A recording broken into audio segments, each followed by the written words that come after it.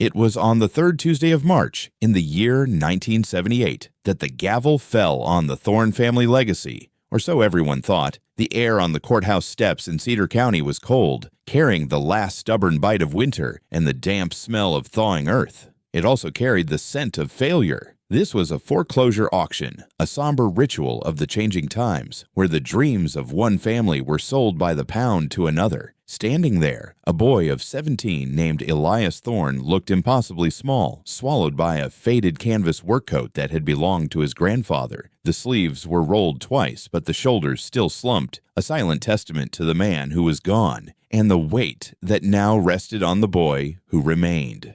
Let me tell you about that day. The auctioneer, a man named Peters, whose voice was roughened by 1,000 such sales, moved through the list of assets with a grim efficiency. Tractors, implements, household goods. Then came the land. Parcel after parcel of good black Iowa dirt was sold to neighbors or to city investors in crisp suits who saw only numbers on a ledger. Elias stood silent through it all, his face as still as a winter pond, his gaze fixed not on the auctioneer, but on the last item on the list, Lot 34. All right, folks, last up, Peters called out, his voice tired. We have Lot 34, a 60-acre parcel adjacent to the old Thorne place. As most of you know, this piece is, well, it's iron ground, hardpan clay, rocky, never been productive. The bank's carrying it at a loss. We'll start the bidding low. Who'll give me $500? Do I hear 500? Silence. The farmers in attendance shuffled their feet and looked away. They knew that land. It was a tractor breaker, a seed waster. Even the investors, sensing a bad deal, kept their hands in their pockets. 500, anyone? How about 200? $200 for 60 acres of America. The auctioneer's attempt at a joke fell flat. From the back of the small crowd, a voice, clear but not loud, cut through the quiet. $100. Heads turned. It was the boy, Elias Thorne. A ripple of murmurs went through the farmers. Pity, mostly. The Thorne boy, trying to buy back a piece of the misery that had just been sold off. Standing near the front was a man in a tailored wool suit, his city shoes looking offended by the dusty courthouse steps. This was Mr. Harrison, a lawyer from Des Moines, representing a consortium of investors who had bought up 2 of the larger foreclosed properties that day. He turned, a look of amused disbelief on his face. He let out a short, sharp laugh. It wasn't a cruel laugh, but it was worse. It was condescending, the sound a man makes when he sees a child trying to lift something far too heavy. $100, Harrison said, loud enough for everyone to hear. He smiled, a polished, predatory thing. Son, take that money and go buy yourself a hot meal and a candy bar. Leave the business of land to the men who understand it. The crowd chuckled, the tension of the auction momentarily broken by the absurdity of it all. The boy, in his oversized coat, bidding a pittance on land nobody wanted. Elias's face did not change. He did not flush with shame or anger. He simply met the lawyer's eyes, and his gaze was as steady and unyielding as the iron ground he was trying to buy. His right hand was in his coat pocket, and those nearest could see his fingers turning something over and over. $100 is my bid, Elias repeated, his voice unchanged. The auctioneer, Peters, looked from the lawyer to the boy. He had known Elias's grandfather, Jedediah Thorne, for 40 years, knew him as a man who never spoke a wasted word or took a foolish step. He saw the boy standing there, a perfect echo of the old man's stubborn silence. Then he saw the boy's left hand resting on a fence post. On his ring finger was a simple worn band of silver, fashioned from an old coin. It was Jedediah's ring. Peters had seen it 100 times, gesturing to make a point about crop prices or tapping on a piece of machinery to show where a bearing was worn. The sight of that ring seemed to change something in the auctioneer. The weary professionalism in his eyes was replaced by a flicker of something else. Respect, perhaps. Or maybe just memory. I have a bid of $100, Peters said, his voice now flat, all humor gone. He scanned the crowd. Do I hear 150? 100, going once. He looked directly at Harrison. The lawyer just scoffed and shook his head. Going twice. No one moved. The farmers looked at their boots. The investors were already talking about lunch. Sold, Peters said, his gavel striking the wooden lectern with a crack that sounded final, to the young Mr. Thorne, for $100. Elias gave a single slow nod. He walked forward, pulled a crumpled roll of bills from his pocket, and carefully counted out 5 20s onto the clerk's table. He took the deed, folded it without looking at it, and placed it in the inner pocket of his grandfather's coat. He turned and walked away, ignoring the stares and the whispers, his worn boots making no sound on the stone steps. Mr. Harrison watched him go, a smirk still playing on his lips. He turned to the man beside him. "There's a fool born every minute," he said, pulling on his leather gloves. "And that one just spent his inheritance on a pile of rocks." But the boy had not bought a pile of rocks. He had bought a promise. Let me tell you about the work. The first test came not with a plow, but with a wrench. The only tractor Elias had was his grandfather's, a 1954 Oliver Super 77. It was a museum piece to most farmers, who were now driving John Deere 4440s with air-conditioned cabs and stereo systems. The Oliver sat in the barn, cold and silent. The engine needed a full rebuild, a task that would cost thousands at a mechanic's shop.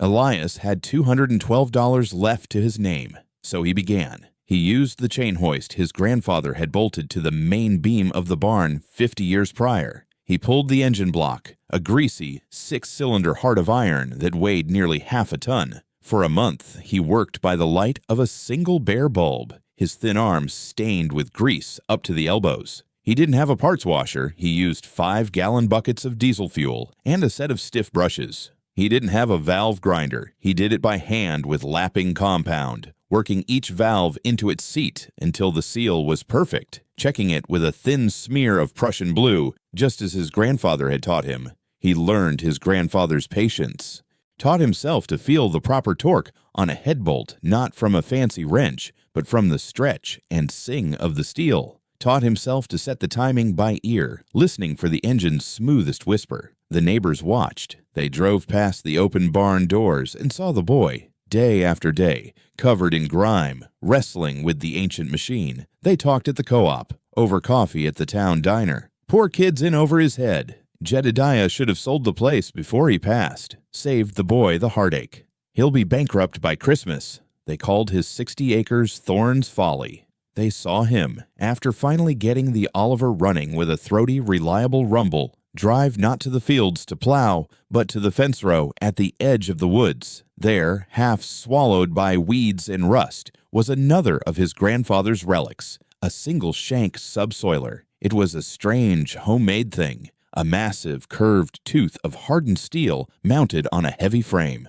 No one used implements like that anymore. It was too slow. You could only cut one narrow furrow at a time. But Elias hooked it to the Oliver and went to work on the iron ground. The tractor screamed in low gear, the tires scrabbling for purchase. He could only move a few feet a minute. The steel shank would bite into the hardpan clay, a layer as dense and unforgiving as concrete, and the entire tractor would shudder, smoke puffing from the exhaust. He wasn't plowing. He was scarring the land, cutting deep, narrow lines 4 feet apart, over and over, day after day, for the entire spring. It looked like madness. From the road, it seemed the boy was just driving his tractor back and forth, achieving nothing. He wasn't turning the soil over. He was just slicing it, leaving the surface almost undisturbed. By the time he was done, summer was approaching. It was too late to plant corn or beans. Instead, he broadcast a mix of alfalfa and sweet clover, seeds his grandfather had saved in carefully labeled sacks in the barn. He had spent his last dollars on fuel. His victory, when it came, was meager and quiet. It was not a harvest. It was the sight of a faint green haze spreading across the 60 acres. The deep-rooted alfalfa had found purchase in the fractures he had carved in the hardpan. It was alive. By late fall, it was knee-high. He borrowed a neighbor's sickle bar mower. The neighbor agreed mostly out of pity and cut the field. He raked and baled it himself, wrestling the heavy squares of hay onto a flatbed trailer. He sold the hay as cattle feed. After all his expenses, after a full season of brutal, lonely work, his profit was $280. It was not a triumph. It was survival. But it was enough. It was proof. The land was not dead. It was just sleeping. Let me tell you about the doubt.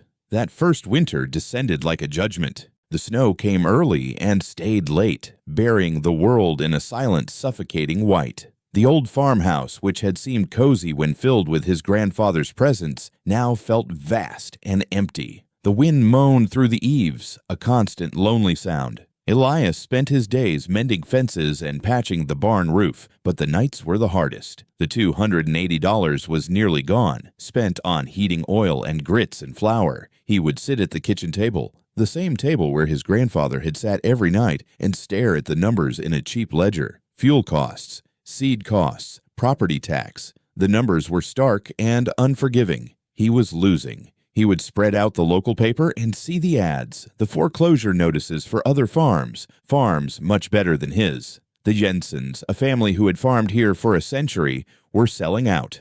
The bank was offering easy credit, encouraging farmers to expand, to modernize, to get big or get out.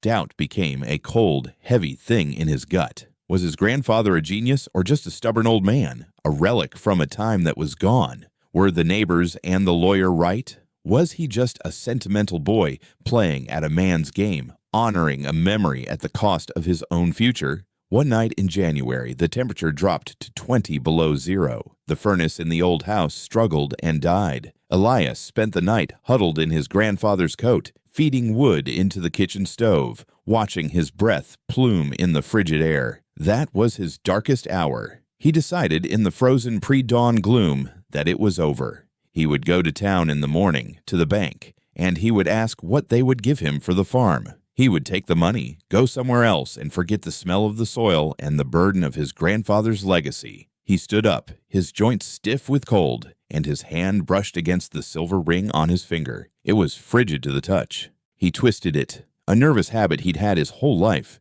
As he turned it, he remembered his grandfather's words, spoken in this very kitchen on a winter night long ago. "The land remembers Eli," the old man had said, his voice a low rumble. "People forget, banks forget, but the land always remembers what you give it, and it always pays you back, one way or another." The memory was so clear, so vivid. It was as if the old man were sitting right there. Elias looked at his own reflection in the dark glass of the kitchen window, a thin, tired boy, lost inside a dead man's coat. But behind the exhaustion in his eyes, he saw a flicker of Jedediah Thorne's stubbornness. He saw the set of his jaw, the refusal to be broken. His resolve hardened. He would not quit. Fueled by this renewed purpose, he walked not to the truck, but to his grandfather's old roll-top desk in the corner of the living room. He had never gone through it properly. He opened the main drawer and found what he was looking for, though he hadn't known he was looking for it. It was not a will or a stash of money. It was a series of a dozen leather-bound journals, their pages filled with his grandfather's neat, spidery script. He opened the first one. It was a farm log dated 1934, but it was more than that. It was a life's work. For nearly 50 years, Jedediah Thorne had walked not just his own land, but the entire county, with a soil auger and a notebook. He had created a secret map, a detailed, hand-drawn record of the earth itself. He noted soil types, water tables, mineral content, drainage patterns. Elias turned to the section on Lot 34, the parcel the county records dismissed as unproductive clay. His grandfather's entry was different. It was dated 1958. Drilled past the hardpan at 8 feet, the entry read, "Found a deep vein of Missourian alluvial loam, black gold, trapped under the clay since the last ice age. The pan is a shield. To break it with a moldboard plow would be a crime. It would cause catastrophic erosion and mix the poor clay with the rich loam, ruining both. A deep, clean cut is needed, a single shank. Break the pan. Let the roots find the good soil. Let the water drain down. The earth will do the rest." Following that entry was a detailed 7-year plan, a precise rotation of crops designed not for maximum yield, but for maximum soil regeneration. Year 1. Alfalfa to break the pan and fix nitrogen. Year 2. Red clover to build organic matter. Year 3. Buckwheat to draw phosphorus from the subsoil. Then, and only then, a light grain like oats, followed by years of rest and cover crops. It was a slow, patient 7-year conversation with the land. It was not a plan for getting rich. It was a plan for bringing the dead back to life. Elias Thorne sat there in the cold, dark house, and for the first time, he understood. He was not just the keeper of a farm, he was the keeper of a secret. Let me tell you about the long years. The 7 years that followed were a quiet, methodical application of his grandfather's wisdom. The world outside rushed on, but on the Thorn farm, time was measured differently. It was measured in the slow darkening of the soil, the gradual return of earthworms to the 60 acres of iron ground, the deepening roots of the cover crops. Elias lived a life of frugal discipline. He followed the journals to the letter. In 1979, he plowed under the alfalfa and planted red clover. The neighbors shook their heads. Alfalfa hay was worth money. Clover was not. He was plowing his profits back into the ground. In 1980, he planted buckwheat. The strange, fast-growing crop was a curiosity. People called him the boy who farms weeds. Meanwhile, his neighbors were embracing the new age of agriculture. They took out loans from the bank, with Mr. Harrison's firm often drawing up the papers. They bought bigger and bigger machines. They tore out fence rows to create vast, efficient fields. They planted corn on corn year after year, feeding it with an ever-increasing diet of chemical fertilizers and pesticides. Their yields were enormous. They were making money fast. They drove new trucks and added new wings to their houses. They would see Elias on his ancient Oliver 77 chugging along at a walking pace, and they would wave, a gesture that was part friendliness, part pity. They saw his small, diversified fields as a sign of his poverty, not his plan. Mr. Harrison, the lawyer, would occasionally drive through the county, checking on the bank's investments. He'd see Elias and his little tractor and the strange crops, and he'd mention it to his clients. "That Thorn boy is still at it," he'd say with a chuckle, "trying to farm like it's 1930, a living antique." By 1982, the 4th year of the plan, something began to shift. Elias planted his first cash crop, oats. He didn't use any commercial fertilizer. He didn't need to. The soil, now rich and alive, did the work. When he harvested, his yield was 10 bushels per acre higher than the county average. It wasn't a staggering number, but it was enough to make a few of the old-timers scratch their heads. By 1984, year 6, he planted soybeans. A drought hit that summer. The corn in his neighbor's fields, planted in compacted soil with shallow roots, withered and turned brown. Their yields were devastated, but on Elias's 60 acres, the story was different. The years of cover crops had created a deep, spongy layer of organic matter that held the moisture like a reservoir. His soybeans stayed green. They grew deep.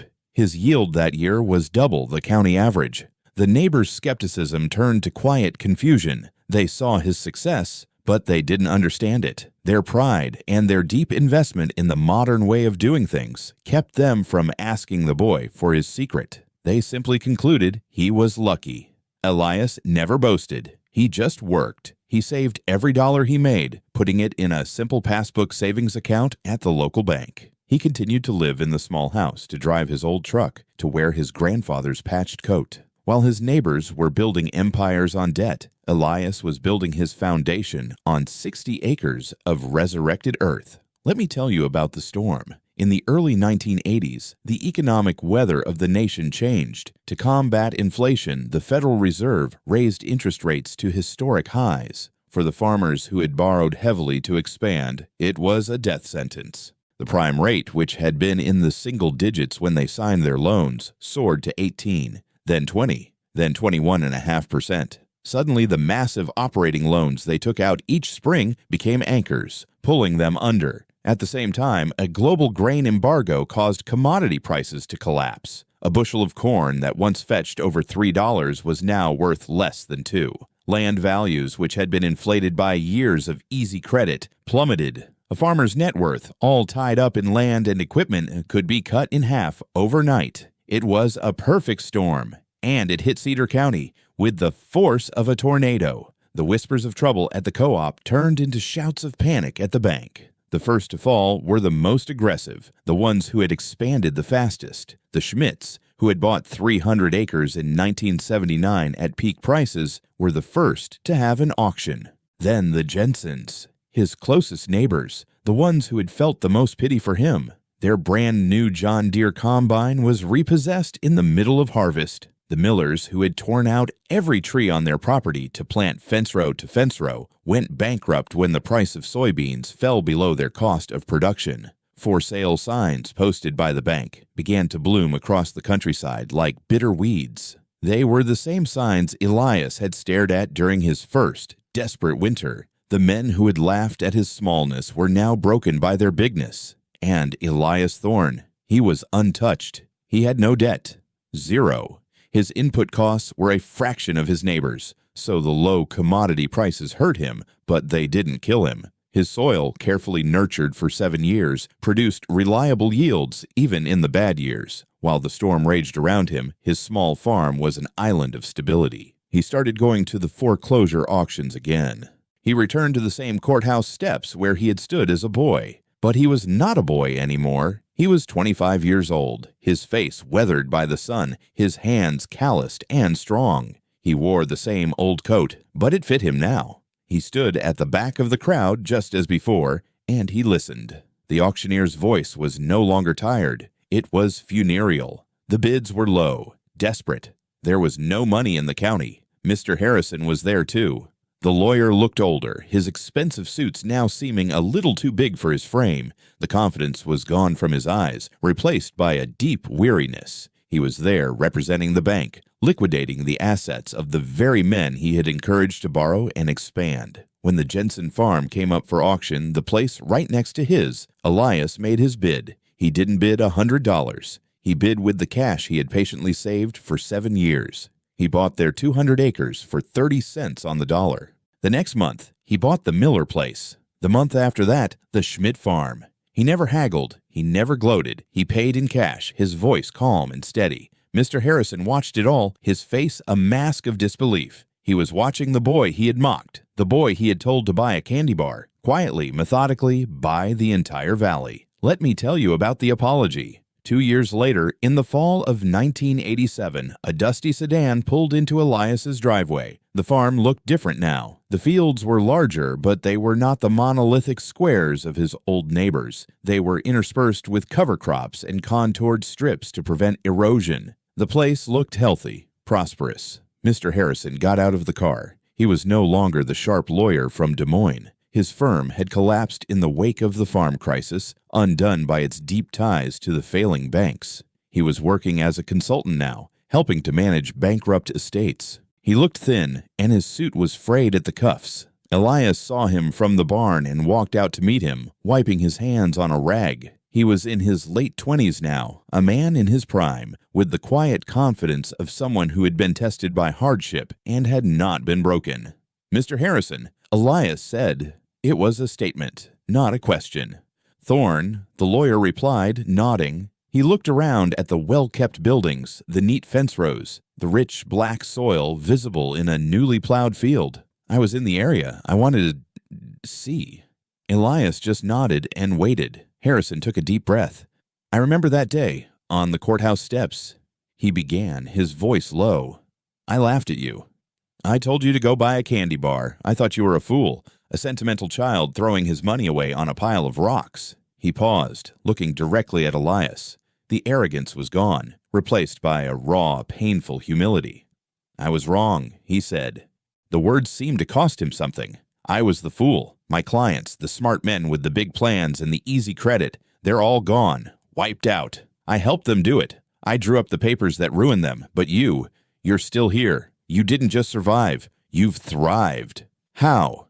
Elias looked out over the land, his land, the iron ground that was now the most fertile in the county. He thought of the journals, of the cold nights, of the long, patient years. He could have said 1,000 things. He could have gloated. He could have lectured. Instead, he gave a simple answer. "My grandfather taught me to be careful," Elias said, his voice soft. "He told me that the land has a long memory, but bankers have short ones. I just listened to him." He looked back at Harrison, and there was no triumph in his eyes, only a deep, quiet sadness for all that had been lost. "I wasn't trying to be smart, sir. I was just trying to be a good farmer. Let me tell you about the legacy."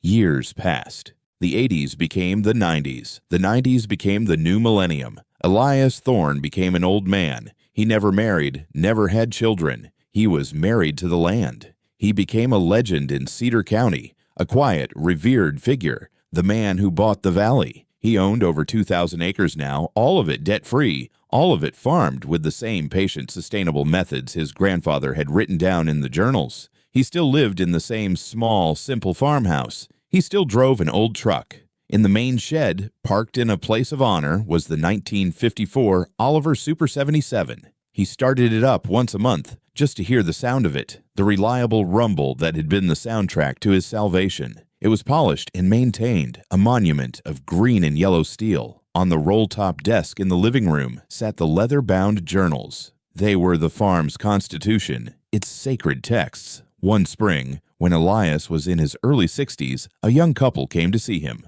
Their name was Miller, the grandson of the man who had lost his farm in the crisis. The young man had farming in his blood, but no land and no money. He and his wife had been working factory jobs in the city, saving every penny, dreaming of a life on the soil. They came to Elias not to ask for a handout, but to ask if he might lease them a small parcel. Elias looked at the young man, saw the same desperate hope he remembered feeling in his own heart. He saw the calloused hands, the earnest eyes. He didn't lease them a small parcel. He made them his partners. He took the young man into his barn, showed him the Oliver, and then he took him into the house and showed him the journals. He pointed to the first entry, dated 1934. "This is where the knowledge is," Elias told him. "Not in the bank, not in the magazines. It's here. Trust the ground, not the paper." The lawyer on the courthouse steps had told the boy to leave the business to the men. But the boy had put on his grandfather's coat and listened to his grandfather's words. The world had rushed toward a future of speed, leverage, and easy credit,